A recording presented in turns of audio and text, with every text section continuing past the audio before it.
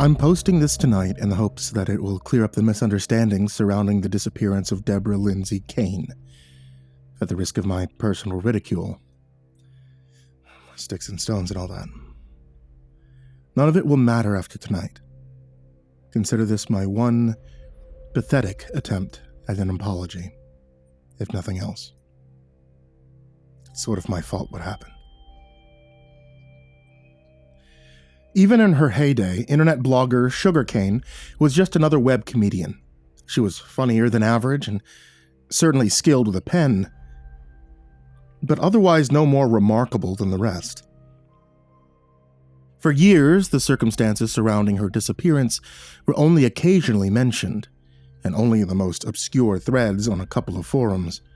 She would have been forgotten forever if those city workers hadn't found the tape recorder last Monday. Sugarcane's true identity was a boyishly cute redhead named Deborah Lindsay Kane. Her sister Peyton described her as, quote, a bag full of fists, nails, and opinions, just looking for an excuse to burst open on somebody, nourished by beer and spite. Since our papa died in 91. Deborah unintentionally began her career as a humor blogger when she let her friends talk her into setting up a MySpace account. She thought blogs were self-absorbed, whiny, and without substance, and thus used her MySpace page to parody the asinine ramblings of her peers.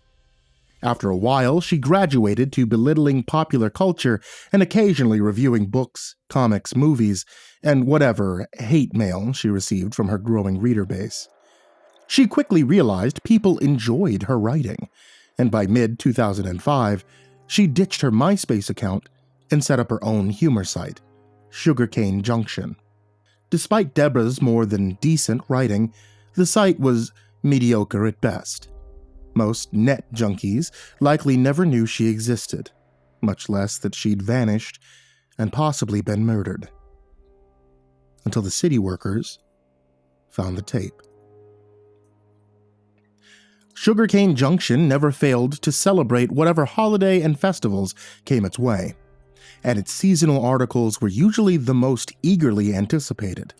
Deborah composed surprisingly witty drinking songs for her Oktoberfest review, and a touching poem for Father's Day that she refused to talk about afterward. For her 2005 Christmas rant, she wrote a series of parodied Bible passages that broke her weekly hate mail record overnight. Back then, I was known as Dead at 50, and counted among Sugarcane's regular readers. During the first week of October 2006, I suggested that she spend the night in the Daly family's haunted house, and write about the experience for her Halloween article. She announced to her readers that I was a child and a moron. I added a $1,000 prize to the mix. She eagerly accepted. On the last day of October, Deborah announced she would make the hour-long drive to the Daly house for a, quote, spooky sleepover. She embarked on the evening of the 29th, encouraging her readers to stay tuned for the details of my $1,000 journey through the haunted Daly house. I had every intention of awarding her the money, and I never would have mentioned the Dalys if I had known what would happen. Deborah always researched her subject before or after her journeys, as she called any experience she blogged about. Stay tuned for the dirt on my journey through the latest Scorsese flick, if only to make her praise or mockery of it all the more complete. In her apartment, the police found stacks of newspaper clippings about the Daly family as far back as 1960. Praise for Kevin Daly and the lives he saved as a firefighter, his marriage to sweetheart Naomi Welch in 1970, the birth of their son, Jeff, in 1971, Jeff's growing fame as an abstract artist at only 12 months of age. The rumors that Naomi deliberately dropped her son down the stairs and caused his borderline autism, and of course, the fruitless search for the bodies when the family vanished in 1982. The bulk of the articles were testimonies from neighbors and friends about the last they saw of the Dalys. Jeff's performance at school dwindled, but the work he produced in art class was as detailed as ever, depicting macabre realms of twisted abstract shapes and looming shadows, imagery he hadn't produced since he was a toddler. He claimed that the whispers made him draw these things. His only explanation for a whisperer was, "They follow me around my house. I can't see them, but I know they're there." I don't think Jeff Daly was dreaming. I think his subconscious was a doorway to other worlds, and maybe his mother knew it and tried to kill him. If that's the case, I wish he'd been just a little more persistent. Kevin's co-workers described him as, quote, nervous, constantly on edge, like he was being followed by a lunatic and couldn't shake him. Naomi, normally known to greet her tavern's patrons with bright smiles and warm hellos, seemed to have crawled into a shell and refused to come out. She took frequent bathroom breaks, only to curl up inside a toilet cubicle and cry, with her hands over her ears. And then, one day, Jeff never showed at school, and his parents never showed at work. They'd vanished into thin air, and according to their neighbors, they didn't go quietly. Other articles described strange but seemingly unremarkable sights and sounds in the abandoned Daly property from 1989 to 2004. A few of those articles were so strange they were considered hoaxes or gross exaggerations. A neighbor's dog ran barking under the Daly porch. When it returned, it spent the next 2 days whining and cowering and howling miserably for no reason. One morning, the owners woke up and found the dog missing. It was never seen again. A young couple claimed a silhouette in the shadows of the front yard whispered something at them as they walked past the house late one night. They couldn't tell if there was someone there or not, and when they continued their walk, the shape stalked them for several blocks before vanishing altogether. Several mailmen gave identical accounts of hearing movement and gibbering voices inside the house while on their routes. One assumed it was the local pranksters and alerted the police. They never found anyone inside. Earlier that week, the city workers were preparing the house for demolition when they discovered the recorder under an old desk. Remembering the house's history of missing persons, they turned it over to the police. The officer who received it, a friend of mine, whose name will go unmentioned, had at one time been a sugarcane fan. I spent an entire evening listening to the tape at his place. To help spread this story around the web, I've prepared a transcript of the recording for my own site, which you can read below.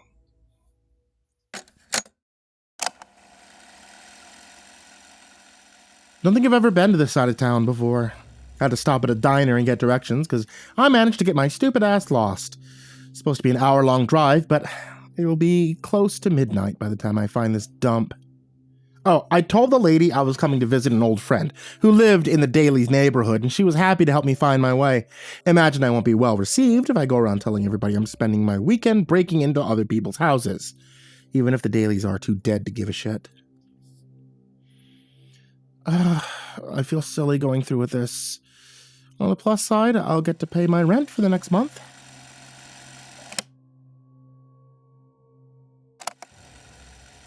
It's now 11 p.m. on the dot. It took me forever to find this stupid house. Keep turning down the wrong street. It's hard to miss it once you find the right one. The front yard is a jungle of wiry vines and 3-foot-tall grass infested with species of insects never before seen by man. You can't even see the front door from the street this late at night because the shadows gulp it up. Parked 2 blocks away and walked. Gotta find a window to climb through. Hopefully you won't need to pick the back door because that'll take forever. More as it develops.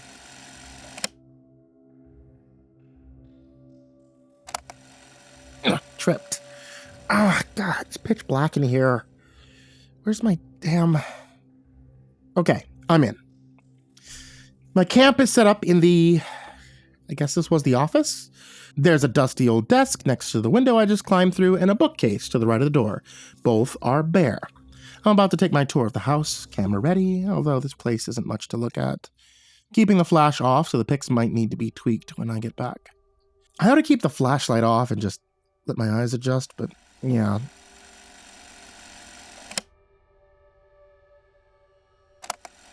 I'm not going to do that. The house is really roomy. It's a 2-story deal. Oh, there you are. You have elusive stairs. Carpet's been all torn up except for one corner of the living room, so the floor is all crusty wooden boards. A moldy bathroom, untouched since 1982. Goddamn wolf spiders everywhere. The dust of this place is murdering me. Second floor is rickety as hell. I'm just hoping the building doesn't collapse on me in the night.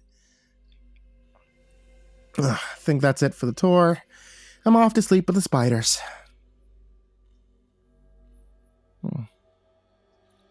Found a loose board in the office floor. Previously pried up loose. I'll have to check that out tomorrow morning. Oh God, I can't breathe in this place. Ugh. All right, time for bed. I'll finish up our notes tomorrow. Good night.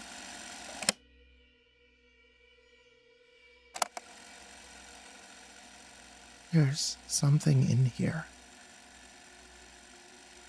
Fucking rats! I knew it! I hear them scuttling in the living room walls. Oh, I should have brought a cot.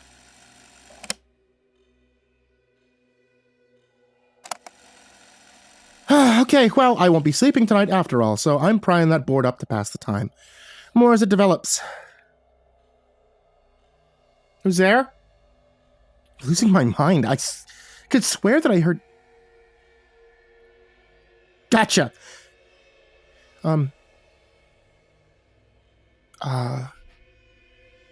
There's drawings. Watered up drawings stuffed in this little space beneath the loose board. I think they're Jeffrey Daly's pictures when he was like 5. He used to draw his bad dreams too. Oh, these can't be real. The details... Don't listen. It's not Daddy. It's not Daddy. It's not... Okay. Okay. This isn't funny anymore. It's not funny. It's not funny. Stop!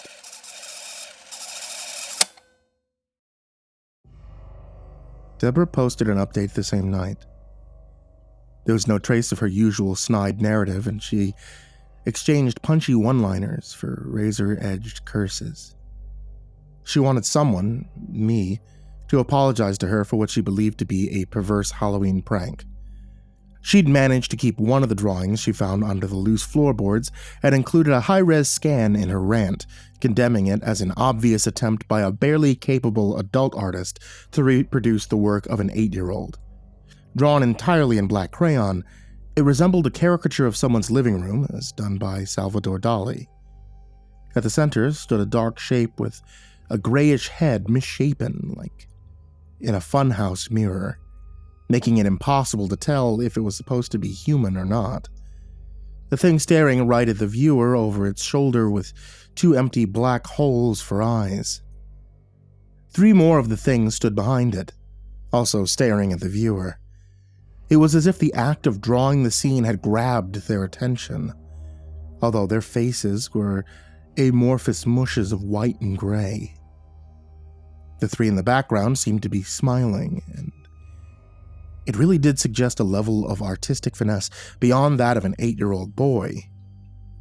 But the style matched Jeffrey Dali's other drawings. Deborah and I both got our share of hate mail after that blog. Half her readers thought I was an asshole for setting her up for such a nasty trick. The other half thought Deborah was pulling a hammed-up Halloween prank of her own, and when her next 2 updates erratically described how the sounds in the Daly house had followed her home, everyone became all the more certain of this. They still believed it was a joke when she failed to make a single update for 2 weeks afterward. On November 4th, in the middle of the afternoon, Deborah had called her sister Peyton.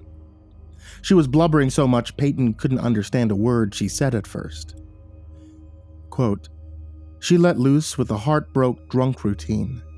She said she was sorry for missing my wedding, sorry for always being a spiteful bitch when we were growing up, sorry for kicking our dog when she was 12, apologizing for all kinds of silly stuff like a desperate sinner at confession.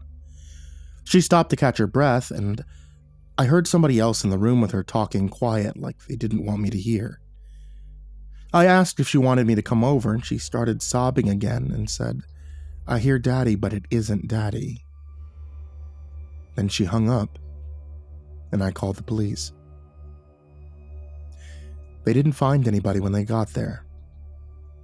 I was talking to her only minutes before. Most folks still think Deborah's abduction by the whispering stalkers of Jeff Daly's nightmares is a hoax orchestrated by Deborah or by some other sick individual. The tape has been proven a fake by one ignorant skeptic after another, and it won't be long before Sugarcane Junction fades into obscurity once again. I hope to prevent this, not because I feel pity for Deborah Laney Kane, though I really do pity her, but because I hope to prevent others from vanishing like she vanished, and like the city workers who found the tape vanished, and like my friend vanished. They marked their territory, like they marked the Daly house and the tape. And they could smell anything that comes in contact with it. Once they smell you, they hunt you. They call to you softly, like they're afraid to talk too loud. Sometimes 2 rooms away. Sometimes right next to you. They imitate people you're closest to. Maybe they think it's funny, but you can't listen to them. You have to shut them out. Otherwise, you'll be too scared to open your eyes or move a muscle. You won't have the chance to kill yourself before they drag you to whatever unholy hell Deborah Lindsay Kane was taken to.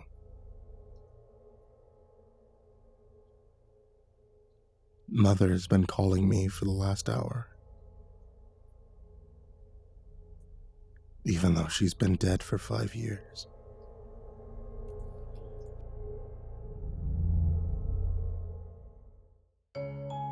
Hey there kids, it's me, MrCreepyPasta, and we're currently entering fall, which means Halloween is right around the corner. I just want to say thank you guys for watching tonight's video, listening to tonight's episode of the podcast, and to start expecting more audios as we go closer and closer to the spookiest day of the year. Once October starts, you know what that means. I'll be having out a video every single day until Halloween itself, and I expect to see you there. I mean it. I expect to see you there for every video, for every podcast episode, and I expect to see you like, comment, and subscribe, and all that jazz bell, what do you do on podcasts?